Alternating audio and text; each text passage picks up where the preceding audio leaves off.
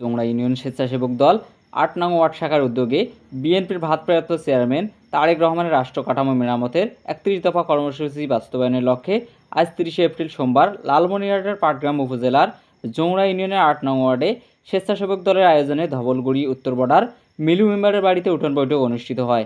৮ নং ওয়ার্ড স্বেচ্ছাসেবক দলের সভাপতি আরবের সভাপতিত্বে ও সাধারণ সম্পাদক হবিবুর রহমানের সঞ্চালনায় অনুষ্ঠানে প্রধান বক্তা হিসেবে উপস্থিত ছিলেন পাটগ্রাম উপজেলা স্বেচ্ছাসেবক দলের আহ্বায়ক একরামুল হক কিরণ। উপস্থিত ছিলেন পাটগ্রাম উপজেলা স্বেচ্ছাসেবক দলের সদস্য সচিব আরশুল আজম বসুনিয়া, যুগ্ম আহ্বায়ক রাজু আহমেদ, জগন্নাথ রায়, মুস্তাকিন, হারুনুর রশিদ, আনিফুজ্জামান আনিফ সহ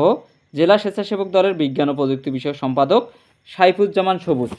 জোংড়া ইউনিয়ন সিনিয়র যুগ্ম আহ্বায়ক মনিরুজ্জামান মনির, জোংড়া ইউনিয়ন স্বেচ্ছাসেবক দলের শাহ আলম, সাধারণ সম্পাদক কামরুজ্জামান কামরুল, সাংগঠনিক মনসুর, জগন্নাথ রায় সহ